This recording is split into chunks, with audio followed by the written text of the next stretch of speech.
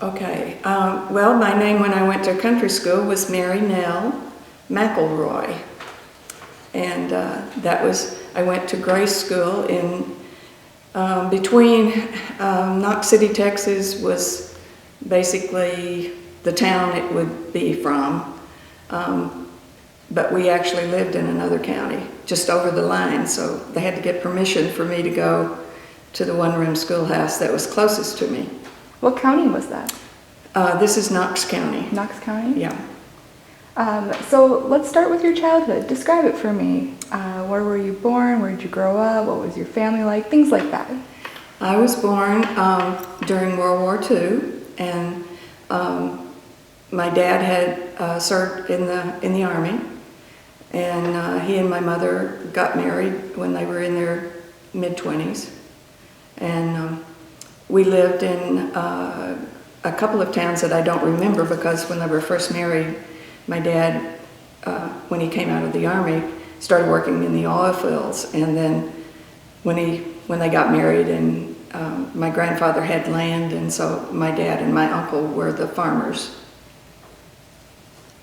And so about your mother, anything about your mother? My mother was the fourth of 7 children, and she graduated when they only went to 11 grades in school. So she graduated from high school after 11 years. Uh-huh. So a little different than today. And she liked to read, and books were usually around my house, magazines, newspapers. Back then we didn't have a library. School had books, but obviously, so I just read everything on sight. Mm-hmm. Whatever was there, and I amazed my teachers sometimes and annoyed them on the books I had been reading and made book reports on. Mm-hmm. So reading was a strong interest as a child. Did you have any other interests? Well, we played when excuse me, when my cousins and I would get together, we would play school and take turns being the teacher, because they went to town school when I first knew them. I started in town school because of some logistical problems where we lived in one county, but the farm was in the next county, in Knox County, and but our house was over the line, so my mother had to get special permission for me to go to Knox City. So they moved to town so that I could start in town school, and about mid-year, sometime in that area, we moved back to the country. So I grew up in the country, but then we moved to, I'm sort of guessing that that's why we moved to town, mm-hmm. is because my mother would have had to drive to the nearest hard surfaced road, which was about 8 miles up the road, and because the bus from Truscott would not come down to pick me up because I was the only one on that whole stretch of line. There were no other farms or anything. So when I went back to school, then I got okay to change counties and come into the one-room schoolhouse. And so I made straight E's there, which was excellent. But I have and I'm sorry I forgot to bring it, one of my report cards that has all the things that I had, and Miss Stella Ferguson was my teacher, and she actually lived about a half mile down the road from me, so many times I just walked to her house and ride to school with her. Oh, okay. Her husband was a ranch foreman for my uncle, so it's all inbred, yeah. Uh-huh. So did many other families have need that change in school to cross the line? Yeah. Yes, but they were lived further out into what would be not farmland necessarily, it's more ranch land. And there were 2, and I'll tell you about the 2 boys that lived the furthest out. Their mother drove them to school until they got to go to high school. And when they went to high school, then they could drive themselves. But when they closed our school, they had to come into school, and I was already gone by then when they closed the one-room schoolhouse. Mm. So I was gone by then, so I was kind of excited to see those 2 boys that were in high school when I was a grade school person. And one of them is still living, and we've been kind of in communication because I'm hoping he remembers what I don't. So let's talk about the role of school in your life. Okay. I mean, did you like school as a child? Was it? Oh, I loved it. That's the reason we played school. You know, I didn't play with dolls. I played, I played teaching and learning and playing. So it was, it was, it was a big part of what I remember. And I do remember being there and having, being most of the time I was the only one in first grade and second grade. But occasionally there would be migrant workers that came through that were working on the farms, their parents were, and they would come to school for months, maybe a few months at a time. And I guess, we played together, but most of the time I was probably among the youngest two there. And the big kids took care of us. How many students were in your school, do you think? I've been trying to remember. I think, I would say maybe 15 at the most. 15 at the most? And maybe more like 10 or 12. Because they kind of taught each other too. When the other teachers, when one teacher was busy, she would assign maybe the person who was good in arithmetic to help somebody else with their arithmetic, or and I could read by the time I went to school, so it was, my cousin had sort of helped me by playing school. Now, hearing about the migrant students is actually quite unique to the rural school collection. Do you know where they came from, or? They were mostly from other, probably from other not schools, but counties around. They would travel to, maybe when the crops would come on, they would maybe be, let's say, when they had to pull cotton, and back in those days, most people pulled cotton off the bolls. You pull the whole bowl. And when the cotton bowl came up, and you could see the white part, but you picked the whole, it's like picking the roots, but it was, so pulling bowls and pulling cotton is different, because when you pull cotton, you just pull the cotton out. And when you pull the bowl, you have the shell that it came from, because the cotton bowl sort of opens up like that. And it's real thorny.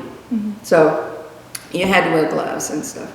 So when my mother was growing up in that area, they had 7 children and a hired hand. So between my grandmother and my grandfather and the 7 kids and the hired hand, and maybe he had a wife, I think, too.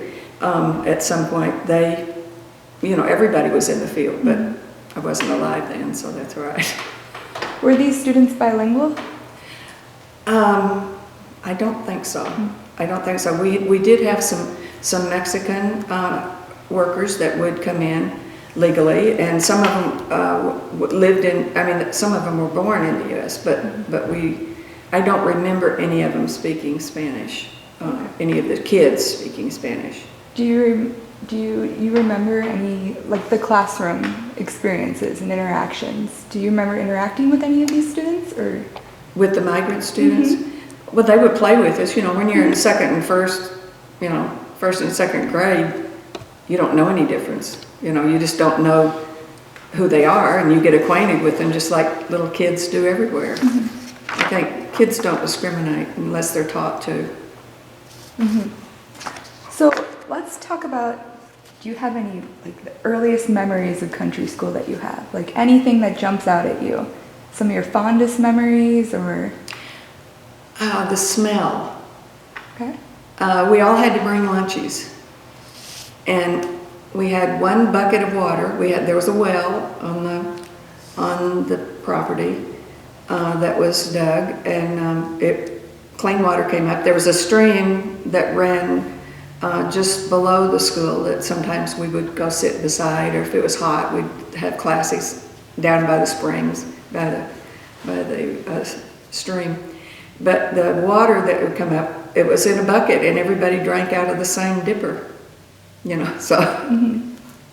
I guess if one of us caught something, the rest of us got it, I don't know. But I do remember that, but the smell came from like old books. If you walk into a closed up one-room schoolhouse that's still there today, you can almost smell the old books because they do start smelling. This one doesn't smell so much. I mean, it's not a bad smell. It's a pleasant smell to me, but because it takes me back. But then our lunches, whatever we brought in our lunchbox, because everybody had a little tin lunchbox. Usually, you didn't have a nice, cute one, but if we had a lunchbox, we brought that. If not, usually they had a paper bag of it, and the smell's like, but I don't know if they still have it or not, but there was such a thing as potted meat, and I think they still have it at Hy-Vee, but I don't know what they call it now. But it's like squished up meat that it doesn't, and you smear it on like for sandwiches, but it's like a smeared meat. I don't know what. I'm gonna have to go look at that. I'm gonna have to look that up, but that smell permeate, and when you have it on bread and you didn't have plastic bags to put your bread, your stuff in, they maybe wrap it up in a brown paper or something like that from the butcher store or from a package or a box, or if they had a lunchbox, you just put the sandwich in there. So usually an apple or an orange or something like that. Okay. So did your mother prepare your school lunch in the morning? Yes. Every day? Somebody did. I didn't. I don't remember her doing it. But do you remember any other morning routines? We usually said allegiance to the flag. Everybody did that, and we had a flag, and I don't remember where it was, but we all pledged allegiance to the flag, and it was probably at the front of the school behind the teacher, is what I'm thinking. That it was on, tacked to the wall.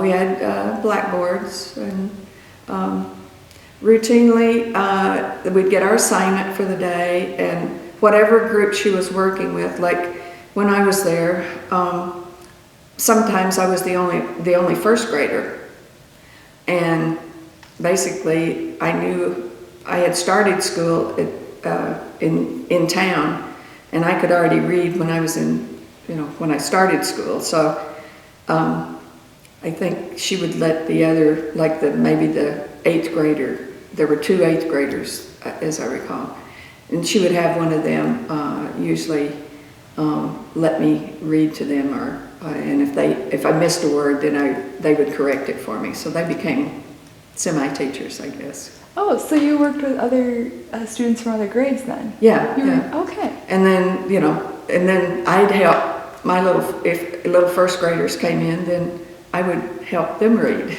So, oh my gosh. So, and some of the books, are pretty Jane and Dick kind of books. Did these books come from the library or anything? Did your teacher go get them, or did you bring them from home? They were at the school, so I assumed that the school board, those were okay with the school board, and they probably supplied them. And they may have come out of the classrooms that were in town, so. Did you bring books or anything from home? Well, if I had something to show off, I did. Yeah? So. Did you carry anything with you on your way to school, or? I don't remember carrying anything, maybe except my lunch, or if I wanted to show something off. We didn't have show and tell like my kids had in school, but if I had something to show off, I usually carried it. What would it be? Oh, it would maybe a book, maybe something I got for Christmas, or a doll, or till I had little sisters, I had stuff of my own. So it was just you, your lunch, and you hopped into the car? Sometimes into her car, and then sometimes my mother would drive me. And if the roads got too muddy, we didn't have school because the cars couldn't go through the mud. Did you ever walk to school at all? No, it was a long way. Yeah. I mean, I don't know how far it was. that's the reason I wanted to bring that map to kind of see how, in a car now, the road's paved, so it doesn't look very far, but I would say it was maybe 5 miles. Did you have any particular troubles at all besides mud? Any weather? Tornadoes, yeah. Tornadoes? And if we had tornado warnings, and we were at school, you know, just like always, you had to get under your desk. Because there was no cellar, but on our farm we had a cellar, an outdoor cellar that my dad had to lift and raise because the door was very heavy. And we did have a couple of tornadoes on our farm, so that's basically the reason we moved back to town when I was in 2nd grade. So we had a tornado come through, and so when we moved back to town, I thought we would go back to the country, but we didn't. Okay, so let's talk about your attire. Like, what did you typically wear to school? Did you have a dress or anything? Or? I think I didn't have particularly. I had a lot of, I don't know what you call them now, but they're overalls with little straps on them, and then you wore a shirt underneath it, you know. And I didn't have jeans because I probably wasn't. They probably didn't have any back then to fit little kids. I don't know if they did, but and I wore dresses some days, you know, if it was. Because the older girls wore dresses usually, a lot of them did. Okay. And because, you know, they were flirting with the older boys. Let's see here. At what time did you leave for school usually?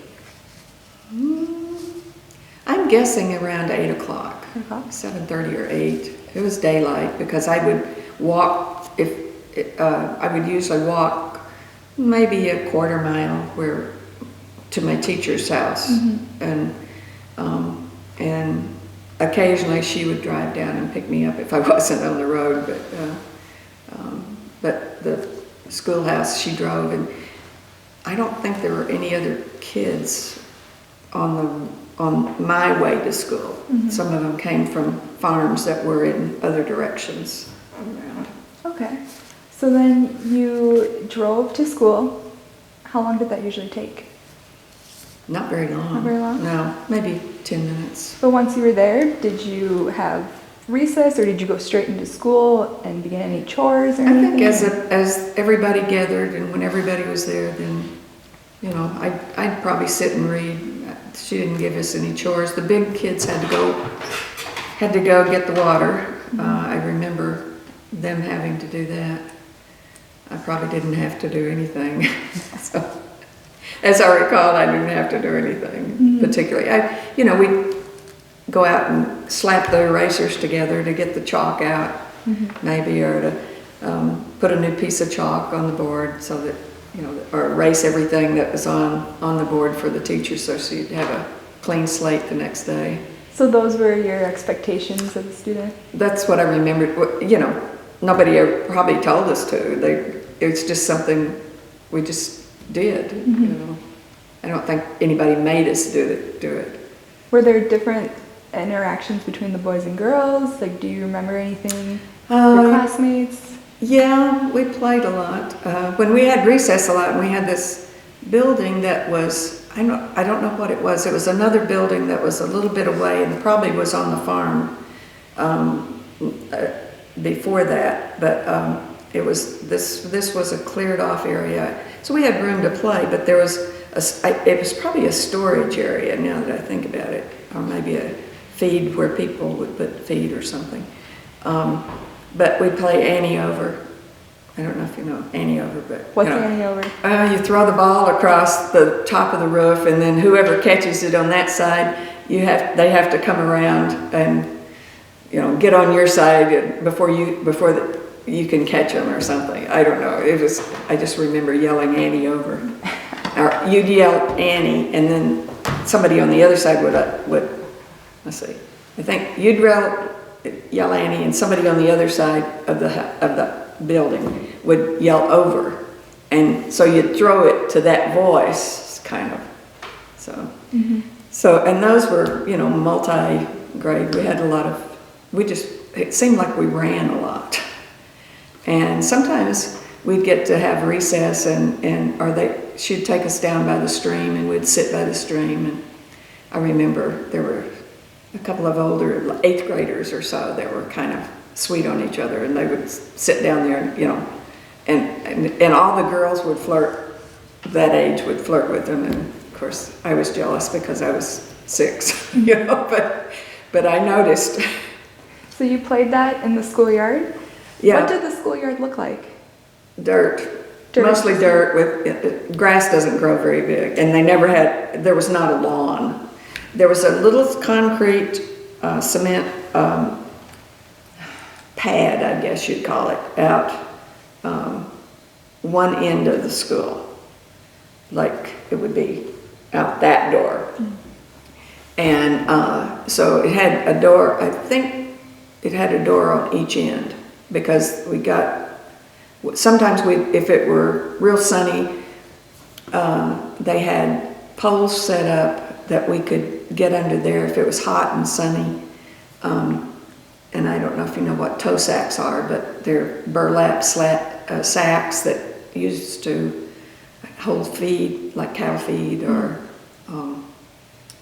I suppose chicken feed, things like that. But they would let a little bit of air through, but they would make a shade, so they put these sacks above. They tear down the sides of them. Somebody would, I don't know. But anyway, and lay those over the top so you'd have a little shade if she wanted to take kids outside, because maybe mesquite trees don't have much shade, you know, so, and evergreens and stuff. But we had that, and then on Sundays they used that as a church, not the inside, but in the summer there was, on Sunday afternoon, the Baptist preacher would come out and have service in that area. And so people would bring lawn chairs, or sometimes they would set up, and they didn't move any chairs in from the school, I don't think. But there may have been some benches or something that people sat on. And it just depended on, you know, if the weather was nice and the roads were passable, then the preacher would come out on Sunday afternoon. And so they would have like a church service. No piano, so, you know, but they'd sing. And then a family named Moon would live almost directly across from the school, and they lived up on a little hill, and then the stream ran down below that, and sometimes people would come and fish there, and so they had baptisms there, but not during school, but you know, but I remember them having baptisms there. So your schoolyard was used for lots of different things. Yeah, and it was across the road, but up closer to the Moon family's house. And but I do remember that. It probably wasn't deep enough for us to drown in unless it had been raining. If it had been raining, then more water would come through.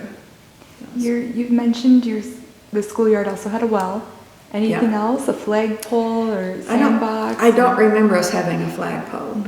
There could have been one, but I don't remember it being there.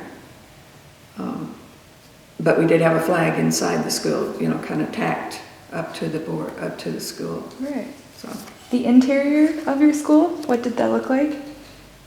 Sort of like this one. Yeah. It was, you know, it had seats and rows of chairs, and most people had, you know, a desk to write on, and you had a little, usually we all got new little metal school boxes, you know, to take our lunch in, and sometimes you could put your papers in there and stuff, so, you know.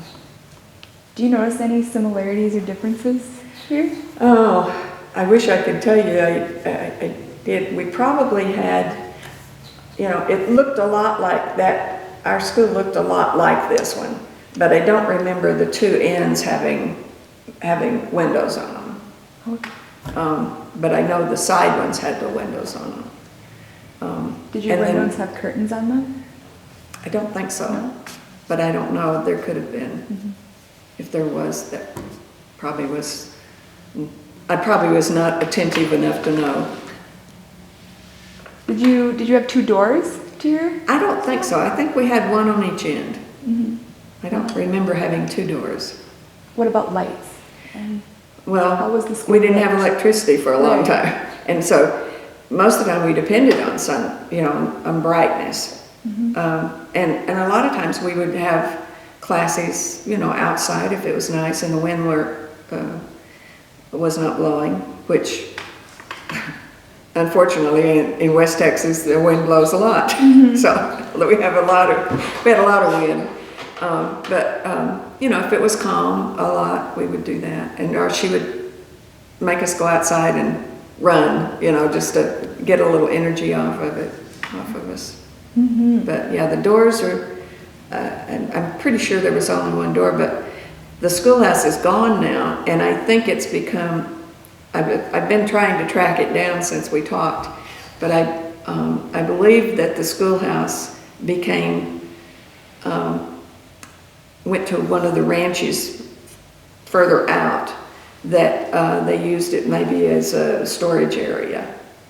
And then my sister was telling me, I talked to her yesterday, and she said, well, said, I think, and I won't tell you his name, but I think, his name's Alfred. I think Alfred took that and they carried it and he put a concrete floor on it and we had dances in there. So she's 8 years younger. No. Yes, she's 8 years younger than I am. And Alfred was an old rancher, and he had a lot of nieces and nephews that were my sister's age, so I think they might have partied out there a lot. But she thinks that's where the schoolhouse went, but I don't know that for sure. Okay. We have a county historical society, and they actually had a book, and I have it, but I couldn't find it today. And they're still going, so I know they probably have a lot more stuff than I can remember too. Okay. So I'll try to go, next time I go down there, I'll get some more information. Sounds good. And you had benches. Did your teacher have a recitation bench or? We had desk, and I don't remember, maybe we had a long, where she could sit, or she had a desk, and we all had the little desks so she could see us. And I don't think her desk was raised, but I have seen schools where the teacher's desk was raised up a little bit so that she could kind of look down on them. Mm-hmm.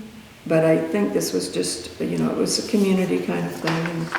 And people used it for, for government meetings, or I suppose, if they had a problem with something, they came together. And I don't know how they knew, because we didn't have phones either out there, because we had no electricity until, it was a big deal when we got electricity, because the REA came out and it was just like we were getting a gift, so we finally got electricity. The year estimation? I would say that we got electricity. Uh-huh. I would say about, it wasn't 1950 yet, because I think that was the year. It would have been maybe in the late 40s. Late 40s? Well, it may have been before then, but I just remember the poles going up. Mm-hmm. Did and you then stretching line, So it was. I mean, it was like I don't want to say it. It was like a circus, because people wanted to see what they were doing. So people would line up to look at it. Something they hadn't had, because this was so far out in the country, until they got rural electric, REA, association, I'm not sure, rural electric something, REA.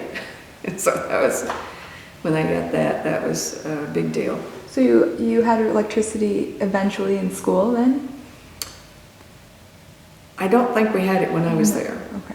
I don't think we had electricity, but we didn't have a lot of dark days either, so I don't remember if it was sunny, we went out and sat in the shade, and if it, as long as there was daylight, you could see pretty good inside. So that's why I'm wondering about the windows. That's the reason I wanted to find out how many windows we had, because, if it's too dark, now I have to have a really strong light to read. Mm-hmm. And I'm sure we probably didn't have that kind of light. We may have had, a generator light or something, but I don't remember having electricity.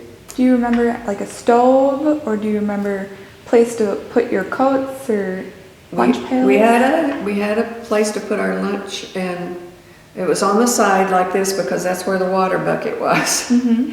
And then it was so it wasn't under a window, I don't think, but it was, our coats, we did have a hanger of some sort that we wore coats. And, I guess, I think it was maybe along the back wall, but I may be wrong. Mm-hmm.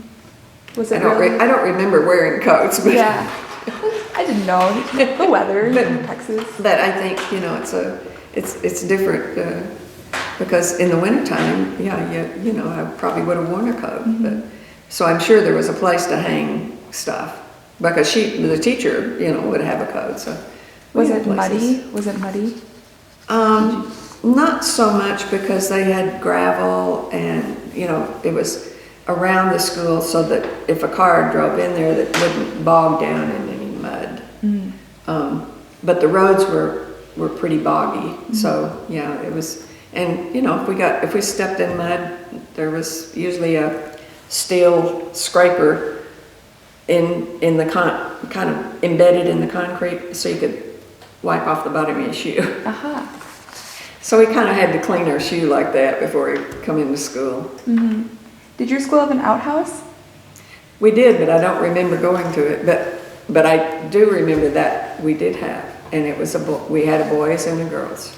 Oh, okay. And I never I was scared of spiders was my big thing, and I just would not sit on that. I would rather squat on the ground, but I don't think I did. I probably did, or just had one of the big girls hold me up or something. Mm-hmm. So let's talk a little bit about your lessons in school. Did you have any favorite lessons, least favorite lessons? What did your lesson day look like? It was probably different every day because she had that many students. Let's say she had 14 students that day. Mm-hmm. She had to spend time with each one. So basically, a lot of times, since I was a reader, she'd let me read to people who couldn't read, or let me read to the older students who helped me read. If I came across a word, I could read a lot of words that I didn't understand. Let's put it that way. Mm-hmm. And sometimes they would explain them to me, and sometimes not. Did you have English, mathematics? I mean, what was the range of lessons? First grade, basically you're learning to read and learning to do your numbers. So Mm-hmm. probably, since I could read mostly anything already, I'm guessing that they probably spent time with math. And I don't remember what all my kids did in first grade other than learning to play with each other and, be nice and all the little rules and where to sit. And sometimes, since I was the only one in my class, I probably was spoiled. And, I always had an older person that would take care of me. Mm-hmm. What was that like, being the only person in your class? Did you have individualized instruction with your teacher? Well, or? Either the teacher, excuse me a minute, blow my nose.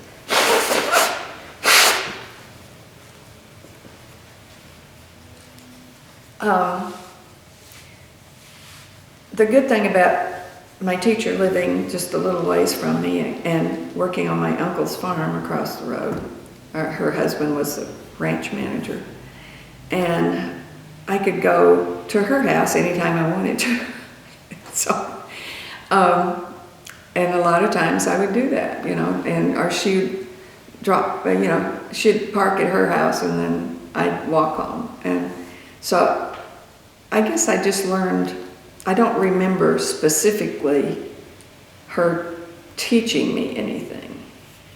It was there for me to, probably depended on all the other kids who needed more attention. Mm-hmm.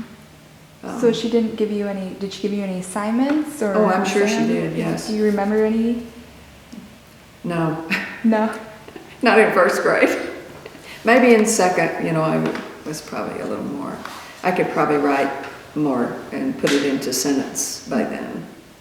But, in first grade, you kind of, at least I was probably copying what I read out of books more so. I think summer break, we had, sometimes, I worked a lot. Once in 8th grade, I started working at a drugstore. So I could make any kind of a concoction anybody wanted and eat all the ice cream I wanted. So I ate ice cream every day of my life.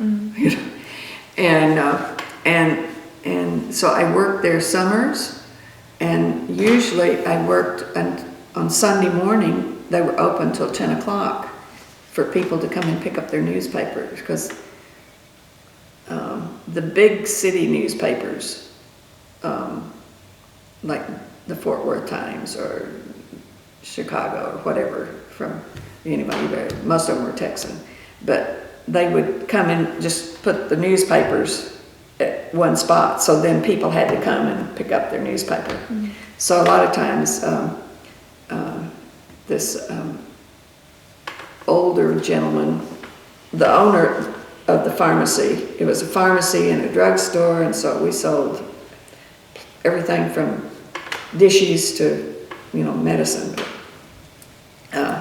And on Sunday mornings, the father, who was ancient at that time, but he was still pretty alert, and he would come and open, so I would go up and help him, and then I would leave there and go to Sunday school, because it was within walking distance. But I remember this old man would tell me, because I grew up, we used to have whistling contests too, my cousins and I. So that's one of the things we did at country school. I'd forgotten about that too, because I could whistle really good. Oh. So we'd have whistling contests, and who could hold something the longest, or who knew the prettiest song, that kind of thing. And so we had whistling contests. That was among ourselves. Recess or something, or yeah, probably, but this old man, I remember, because I used to whistle more than I do now, but he'd say, "A whistling woman and a crowing hen never come to a very good end." So, but that had nothing to do with country school. But I did learn how to whistle early, and I was read to a lot early. I can remember my sets of grandparents, and they had no electricity, and they lived maybe 40 miles from us, so a lot of times we would be there for the weekend, and I had a lot of aunts, and I guess when you're the first child and you're the only one for 4 or 5 years, you have both families. Right. You have both families that you that sort of watch out for you and teach you stuff. So talking about that community aspect there, yeah, you mentioned how they would have church services at your country school. Any other community activities? Oh yeah, sometimes they had their, I don't know if I don't want to say government meetings, but like maybe if somebody wanted to run for office for something, they would have that meeting at the church, at the school, and inside the school, because it was, it wasn't a religious thing, it was because the religious thing, I don't think we ever were inside that I remember. I remember it outside a lot. And I remember they wet down those burlap sacks so that when the air blew through them, it was like having a little air conditioning. So amazing what people figure out, how to maneuver things. Were there any holiday events or? Oh, I'm sure we Christmas? had like Christmas and stuff. We bought.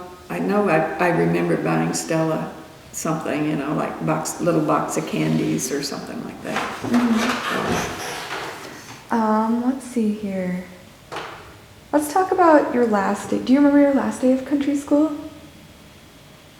Towards the end, did you have any special? I think it was over Christmas break. Okay. So I really didn't have, when I started back in January in town school, I think that was, my shocker. And you just kind of, there was no like farewell or anything. It just, yeah, it's kind of how typically it works. It wasn't too long after that until the school, they paved the roads and put we already had electricity by that time. But then they paved the roads so that the school bus could go further, and there weren't as many kids, even that, I would have been the furthest kid that would have been picked up because on that road. So by then, I think it was probably easier to close the school. So it stood for a long time, and there were actually there were three. There were 3 schools on the way to my school, and 2 of those had already closed, and one of them was one that my mother and her sisters went to. So, which would have been closer to my house in the country. So, but I don't think they paid attention to to the county lines during my mother's school. That's where they went, so. Do you remember any major local, national, or world events while you were in country school? You mentioned you went in the 40s, correct? I don't think so. It was probably more time of peace, and a lot of oil industry that came in. Like my dad worked in the oil fields because it paid a lot more than farming. And then we'd had a tornado on our farm. That was basically the reason we came in the second time to town, because we'd moved off once for me to come to school so that my mother didn't have to, and my dad could have driven. Then they fixed up the house, and we had a cellar, but we had a tornado, and we had, I'll tell you this too. While we lived there, and we had 2 black men that moved up from, I want to say Alabama, but someplace like, and their names were Morton and Will. And I was just fascinated by the stories they told. And of course my mother would say, "Don't you bother them," or whatever, but they lived in, I don't know what, it was probably at some point, a seed storage bin, not a bin, but it was wooden. But they stayed for one winter, and they worked for both my dad and my uncle, so they had, they took care of the animals primarily, and my dad and my uncle plowed. But when we had the tornado, it pretty much blew their place away too. But they did not like cold weather, and so, but one of them stayed for the winter, and the next one, he said, "I'm not going to stay again," so they left. But I got really acquainted with them because they'd tell me stories, and my dad never discriminated against anybody. And I remember this one time we had a migrant family that came in, and they had this huge tent, and it's hard to call it a tent, but it was kind of like it probably was like maybe those Arab tents you see that have the pole in the middle, and then, you know, so, and then sides, it had beds, and it had some, you know, a couple of tent sides in the middle that separated, you know, but I was just fascinated with it. My dad let them set up, I suppose about 50, 60 yards maybe from our house. And my mother had always been so afraid they would steal eggs, you know, because her chickens were her chickens. I never would stick my hands under a chicken because I did not want them to peck me. I was scared to death of a chicken pecking me. But anyway, these little kids that, I was just fascinated by this family that moved in this, and they had a tent.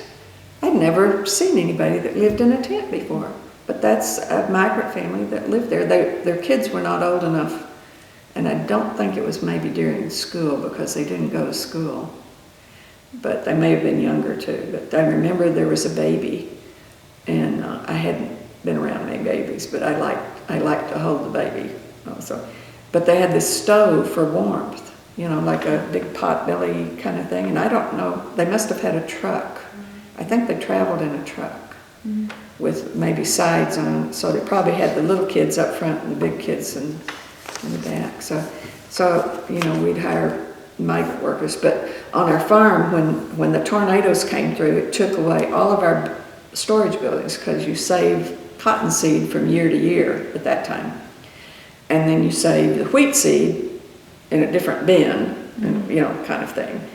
And by the time the tornado had gone through, it took away all of my mother's chickens, you know, chickens and most of the mesquite trees on the place. And it turned our house, which was kind of a square house, because it had 2 bedrooms on one side and a little bathy thing, and then a living room and a kitchen dining area. So it was kind of a square, and it turned the house just cattywampus. Then so we had to move, you know, to get out, and that was when my second sister was about 2, so that would have made me about 6. But then that was a small tornado, so we had a cellar, and my mother never made it to the cellar. My dad, I'm trying to think, the cellar was away from the house, maybe 10 yards, say, and they had this huge piece of concrete so that I couldn't lift it, you know, to go down inside, which I probably would have if they, you know. But so my dad was scared of storms. I mean, storms were one of the things he was not liking, tornadoes. And so we had a tornado that hit our place. But my dad carried me on his hip, raised this door, and started yelling for my mom. And this was like early in the morning, so my sister was in her eating, she had a high chair or something. So my mother had to grab her, and my mother never made it, but the wind just skirted her along on the side. And, you know, and my dad was standing at the cellar door, you know, yelling for her to come. She couldn't escape that, but the major tornado didn't hit that, but it turned our house. But it took away all of these storage areas so the next year, they didn't know what was going to come up. But when you have seed from everything from maize seeds are little round red balls kind of things, and wheat seeds are a little bit longer and little different shape, and then the cotton seed is a different shape too. So everything has to stay different. You plant different things in different parts of your fields, and this took away all the buildings, but scattered these metal buildings, and you've probably seen them when you're driving around the countryside. These metal buildings that hold supplies and seeds and stuff for here, like corn seed, yeah. And so it buried many of those sheets of metal just down. And the next year, I think they couldn't plant anything for 3 years because it was all coming up from seed that had been scattered and mixed in this whirlwind stuff, you know.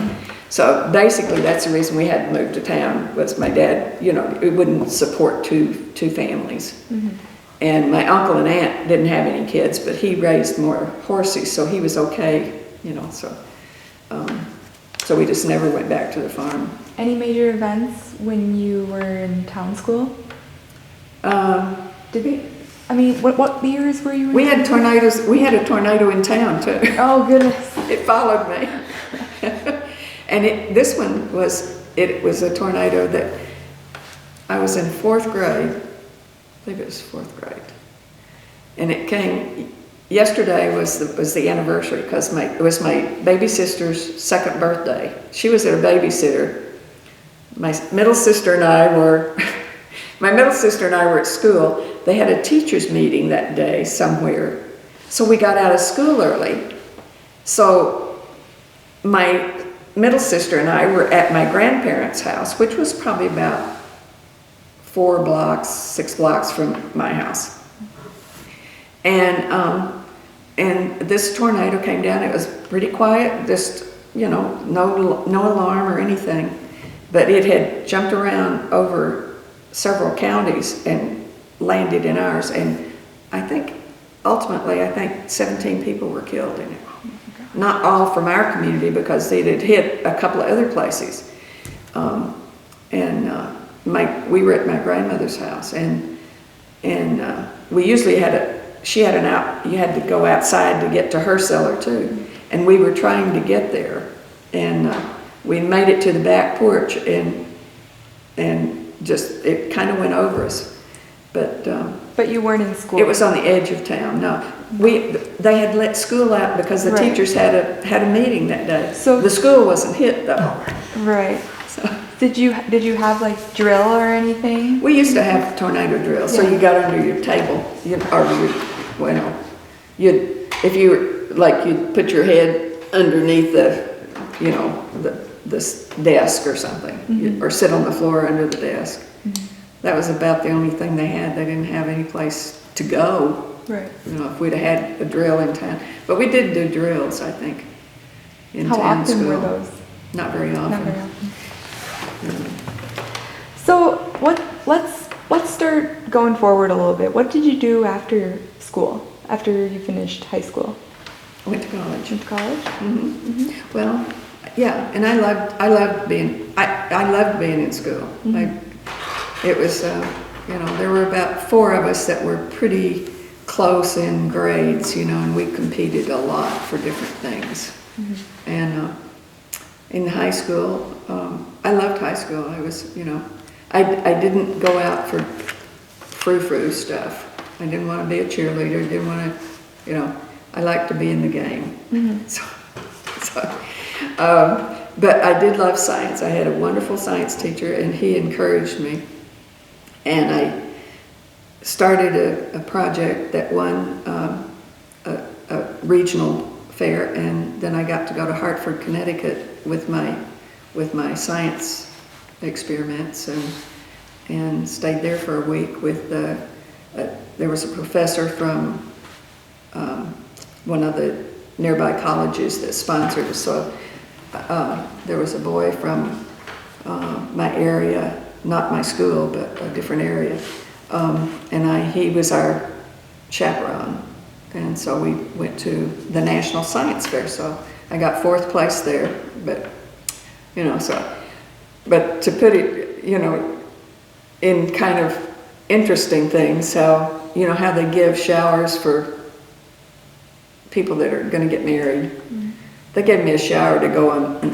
My grandmother's friends gave me a shower to go on this trip, so I had clothes and I had, they just gave me stuff, money or whatever, to go on this trip. And I didn't need any of it, but, it was kind of one of those things that somebody from our town is going, so it was written up in the papers and stuff so that was my big thing in high school, and I loved science. And the next year I was doing experiments on hamsters, and not the school board, but whoever comes in and inspects schools, cafeterias. I had my hamsters in the basement of the cafeteria, and so they made me move my hamsters and all the cages out, and I thought, where am I going to put them? So this one guy said, why don't we, I said, I'll feed them for you, and I put them in, they lived maybe a half mile out of town. First time it froze, they all died, so I didn't have an experiment to take the next year. So and then I graduated, and I went to Texas Tech for 2 years, and was majoring in journalism, and got married and moved to Cedar Falls, Iowa, so he could work at John Deere, and we thought we'd go back home in about a year, and I'm still here, and I don't have the same husband.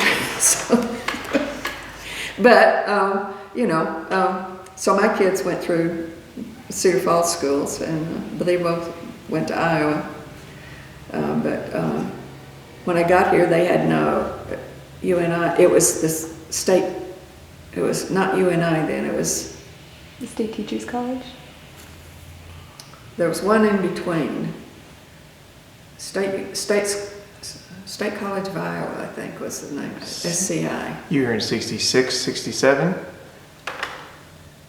That was, yeah. That would have been, yeah, it was only 2 years, State College of Iowa. And I remember I worked for the Cedar Falls Record because, as a journalist, and I could have had a full-time job there, but by then I'd signed up to teach, by that time. But anyway, yeah, I worked for the Record, and then I worked summers after for a long time.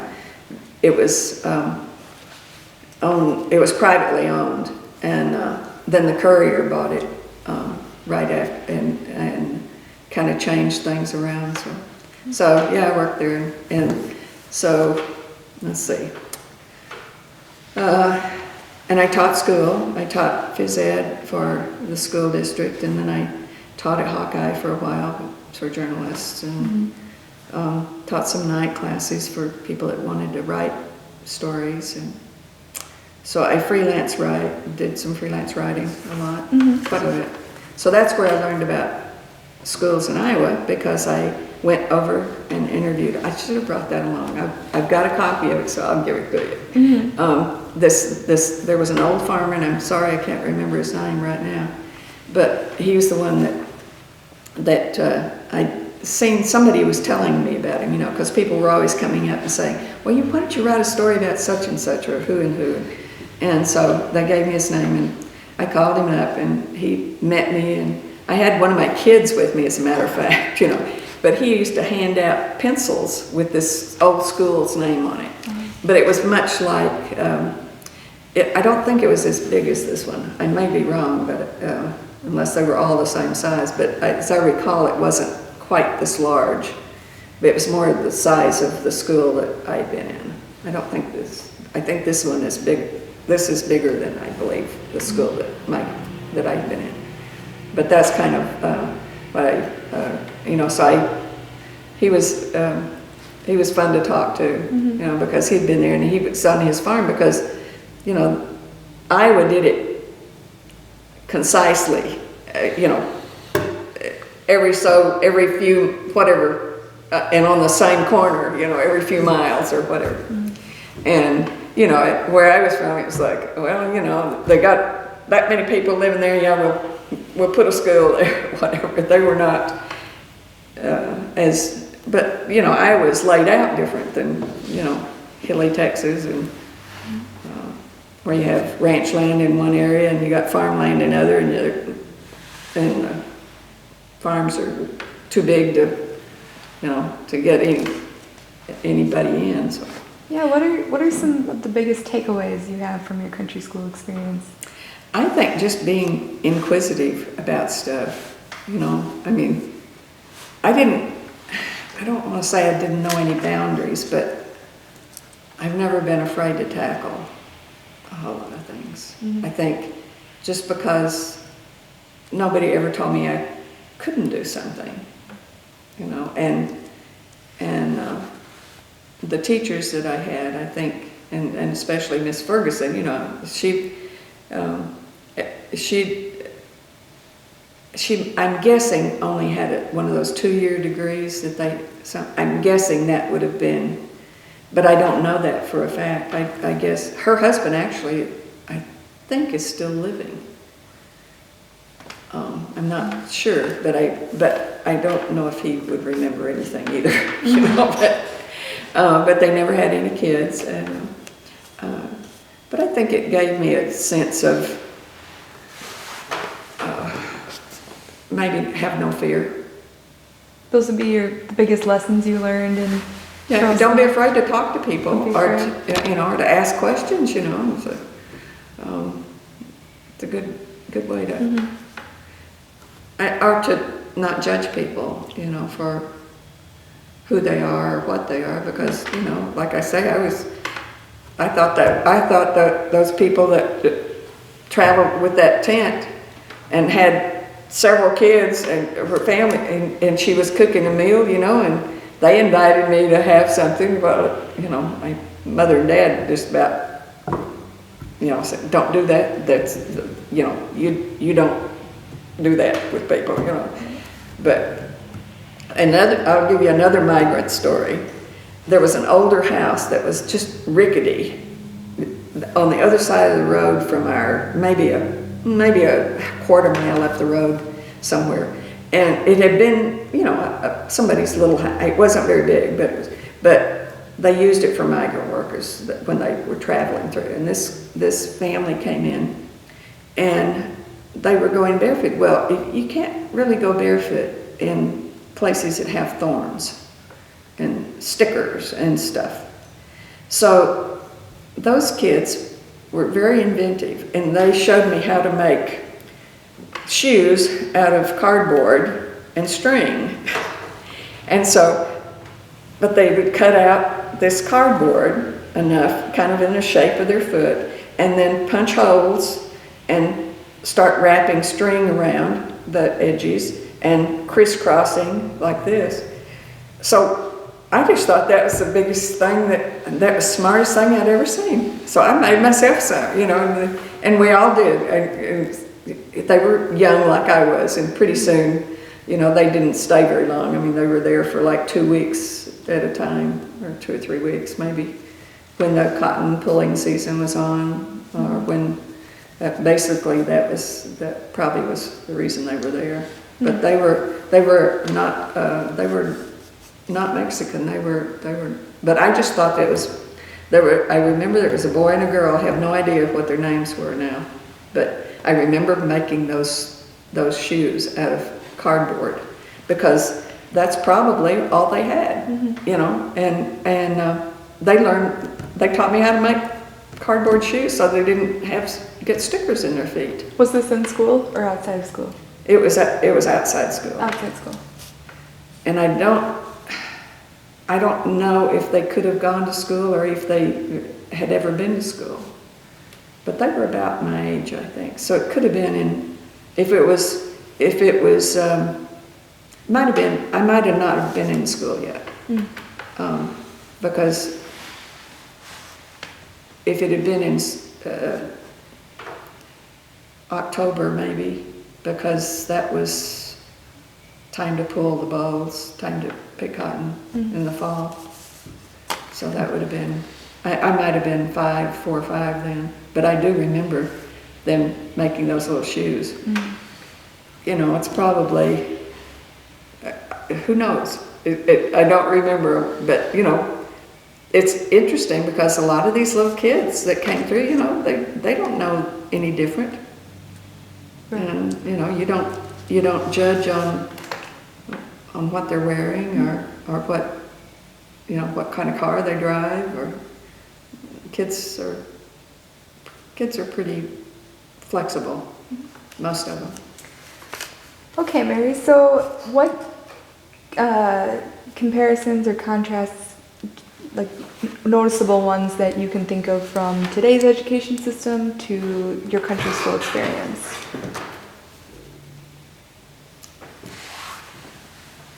I think the country school was flexible, a little more flexible about if you could read, you could help somebody else learn to read.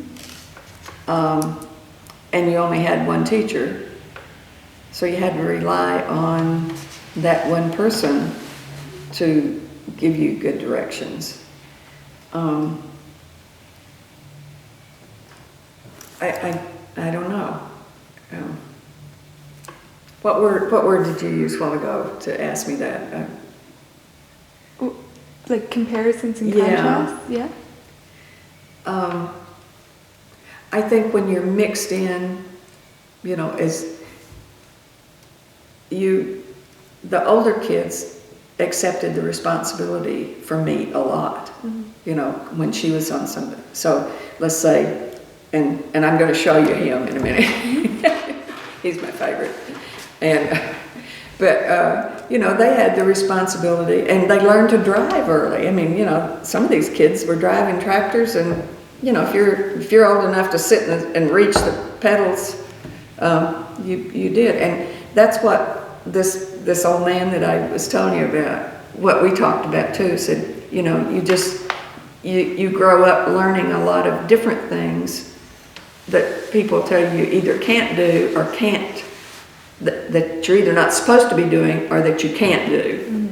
And you find out you can, you know, and people have, I think, maybe just the mixed grades maybe, where you were the teacher sometimes. If you were in second grade, you taught the first graders, or you taught, so, you know, you had a lot of flexibility, I think. The teachers, I'm sure, were stressed, probably, you know, because they're responsible for, if they leave at 8th grade, they better have the 8th grade education that would allow them to go on to the next grade. And I think that was, you know, a big responsibility for young teachers. Yeah, it's very different from today. Well, Mary, is there anything else we didn't get to, or you'd like to add, or? Well, I will bring you, I'll either get some stuff to you and you could bring it in, but I did want to tell you, you can look this up. I printed you some sheets out, because this was the guy that, he went on to high school. His mother was the one that she drove her kids to high school from this, probably they lived out, I would say 20 miles from town. She drove her kids before they could drive into town to go to high school when they closed the schools, the small schools. So she got a little job outside. There's a little, I don't know, and our school in town had a little store that sold school supplies and candy, and you could have a hamburger there, you know, kind of thing. So their mother got a job just waiting on her kids, you know, so she'd drive them in until the kids got old enough, because she didn't want them getting in trouble with not having a driver's license, but, you know, so she did that. But anyway, this guy's name was Carl Bradley, and he was the 8th grade. He and this Wanda Stone, those are the two names, the two 8th graders that sort of, I guess they were 7th and 8th graders, that sort of helped my education. But they would, you know, help me out. And, I mean, I read to them, and they were kind of responsible. And, you know, and she was kind of sweet on him, but he wasn't necessarily on her. But anyway, there's a couple of pictures, but so he never wanted to go on to college. He could have played football. He was, what do they call it? When you go offer him a scholarship to go to play college. Drafted? Was he enlisted or drafted, or? Like from from high school to a college. He could have gone anywhere. And all he wanted to do was be a rancher. a cowboy. And he'd done that. That's what his dad did. That's what he was going to do. So this is kind of about him and tells you a little bit about what he did. And he worked on this big ranch that's near Guthrie, Texas, which is kind of up the road from where we lived. And they're in the Knox County, but he got a job there and started, and he broke horses by, you know what I'm talking about, they get them tame enough to ride, and is breaking horses. And he worked for this ranch called the 4-6, which is 4 Sixes, FOUR 6 ranch, so the 4-6 ranch. And the old rumor was that the land and the ranch had been bought by in a poker game, or lost or won in a poker game. But this was probably about 20 miles, 10, 15 miles further, because from where I live, because the farmland petered out where my uncle and aunt had another ranch there, so their ranch was little, but it was in the Knox County. And so that was, they called it the breaks or things like that, where the land starts not being farmland, but you can maybe have a little patch of garden, but not grow crops. So it becomes ranch land. And so there's all kinds of those right as you get into Guthrie, maybe 15 miles from where our house was. By then, you're totally out of farmland, except maybe some small fields to feed your own cattle or whatever. But anyway, so he became, that's what he wanted to do all his life, and so he did it. And he worked there, and then the ranches that big kind of change hands. They become corporations. They're not just owned by, a single family or whatever. And but on the 4-6 ranch, they have this huge brick house that was built like a little castle. To us, it looked like a castle. And they have a Christmas dance every year for all the cowboys and all the ranches all around and people that got invited. So anyway, somebody was there from who owned the biggest share, and that was a Tandy company. And so there was Miss Tandy, and she lived in New York. She invited people out because they do bird hunting, which is usually quail and quail shoots for the most part. Maybe doves, which is quail and dove would be what they would be shooting, but I don't know if they have seasons for them or not, but on the ranch. So anyway, she invited these people from New York that she did business with for the Tandy company to come to the ranch. And one of them happened to be an advertising executive. He saw Biggin, that was his nickname, Biggin, but everybody called him that, but his real name is Carl. And he saw him and decided that he wanted him to be he had a Marlboro account. And so they said, come to New York, we'll make a star out of you. And he said, I'm not going anywhere. And he didn't, but they came to him. And so he was maybe, might have been like the third Marlboro man. They'd already had, it was already, but this was his picture, and it was a part of an advertisement. So you can look him up. And if you look, in fact, if you just look up Biggin, B-I-G''UN, I'll leave this with you so you can have it. But this is a shorter version, but this one kind of tells the whole story. But anyway, that's the guy that I always tell. I knew he taught me to read, So that's the story of the famous man from your town? Yeah. And Well, you- he's actually, he wasn't even, he was just from my school because, well, I guess the closest town where they could buy groceries was where we were. But they lived way on out they lived over in the cattle land, and over in ranch land more so than where we live in farmland. But it's further out, and the parents had to drive. Well, by the time he turned, I think in 9th grade, once he got his driver's license, he started running. They had like one of those great big station wagon things. Like, I don't know what you call them, but they're like 3 seats in them, and somebody for a lot. So he got to drive that, and that was the school bus, So he drove everybody else in for Dallas High School, and he got all kinds of accolades. Of course, most handsome man in high school. I thought, he taught me to read. You were very enamored as a young girl with him too, weren't you?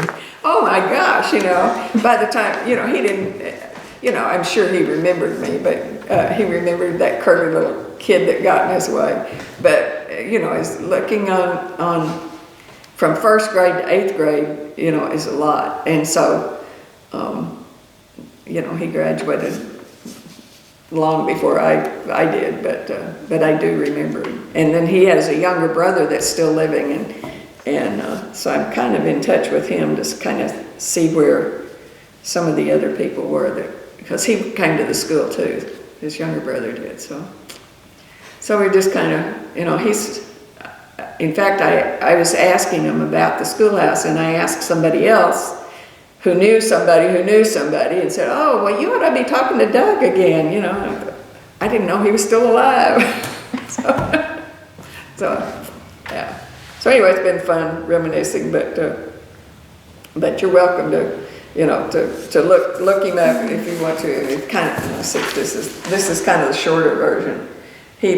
And it's called Big and Bradley, which they don't have the right, but that's how he was known. Was the first real Marlboro man cowboy. So Not an actor. not an actor. And I'll tell you how he died. He's no longer living. He probably would be but he married the home, or what do they call those? Not home demonstration. There's maybe it was home demonstration where a county has a person, like a woman, that teaches people how to can, and Oh yeah. what I'm talking. What do they call those? I want to say home demonstration, but it's home. Home economics? Well, it's kind of like home ec, because that's what they probably had to major in. But their job is for the state, for the county. They go out and teach people how to do stuff, and I can't remember what. But anyway, that's who he married. Was that person? They have one son, or he's still alive.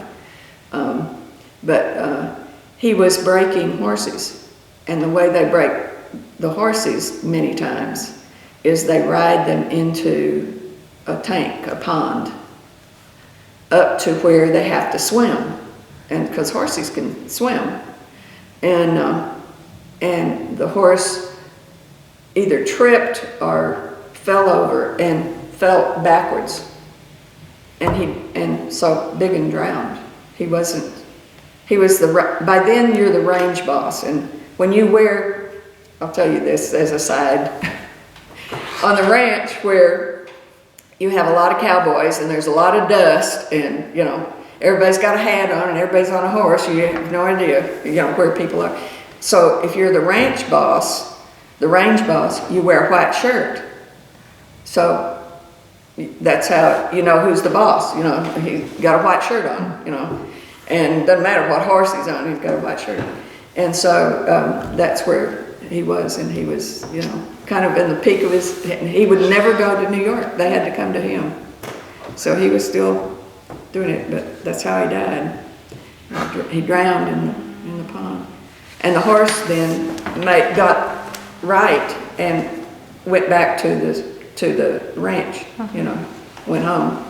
And they came and they knew something was wrong when he came home without a rider. But I always wondered if that tamed the horse or not. I don't know. You know, maybe somebody else did. Who knows? They might have taken him out and shot him. That wouldn't have been unusual. No, it probably would have been unusual. They don't get rid of good horse, you know, if it's a good horse. But And we can keep these? yeah, you can if you want to, and you can look it up and see it in color. But, Do you mind, you said you're gonna let us see or get us a copy of your grades and stuff? yeah, Do you mind if we incorporate that as you talk on the video? We can do an edit to that? yeah, Okay. yeah. And then I'll bring you a copy of the freelance story that I did for the man here in Iowa, and we talked about, you know, we spent the day together too in a one-room school sitting like this, you know. Other direction, I'm guessing, though. Because his kids were the ones that had gone to the school there, you know, so they would have been my parents' age, Okay. you know, at that time. Jeez. So, Wow. there.